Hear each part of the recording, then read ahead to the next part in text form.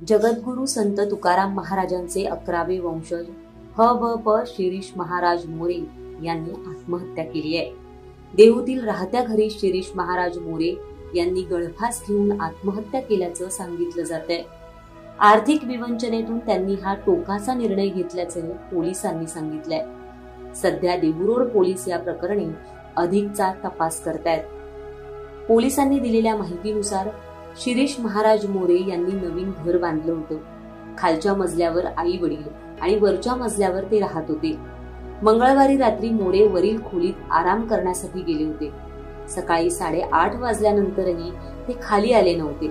त्यामुळे घरातील सदस्य वर गेले। दरवाजा वाजवला पण दार उघडलं जात नव्हतं। आतून कोणताही प्रतिसादही मिळत नव्हता।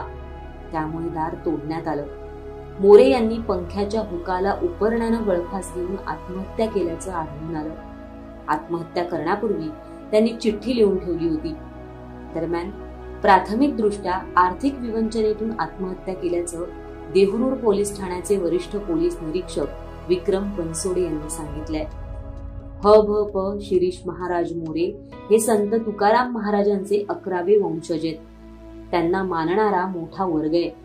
शिवव्याख्याते म्हणून शिरीष महाराज मोरे यांचा सर्वत्र नावलौकिक होता। हिंदूंवर होणाऱ्या अन्याय अत्याचाराविरोधात ते कायम भाष्य करत असत। लव जिहाद, उद्योग जिहाद, लँड जिहाद, तसंच फूड जिहाद आणि धर्मांतरणासारख्या प्रकरणावरही त्यांचं भाष्य गाजलेलं आहे। मध्यंतरी एका विधानामुळे शिरीष महाराज मोरे खूप चर्चेत आले होते। ज्याच्या कपाळावर नाही टिळा त्यांच्याकडून खरेदी करणं टाळा असं आवाहन शिरीष महाराज हे हिंदूंना करत असत। ते प्रसिद्ध हिंदू प्रचारक संभाजी भिडे यांच्या विचारांचे अनुयायी होते। ते वारकरी संप्रदायात सक्रिय होते आणि संत तुकाराम महाराजांच्या विचारांचा प्रसार करत होते। त्यांचे निगडी येथे इडली उपहारगृह देखील होतं। दुर्दैवाची बाब म्हणजे त्यांचा नुकताच विवाहही ठरला होता।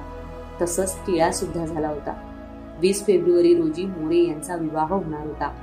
मात्र त्यापूर्वीच त्यांनी आपली जीवन यात्रा संपवल्यानं सर्व स्तरातून आता हळहळ व्यक्त केली जाते। दरम्यान शिरीष मोरे महाराज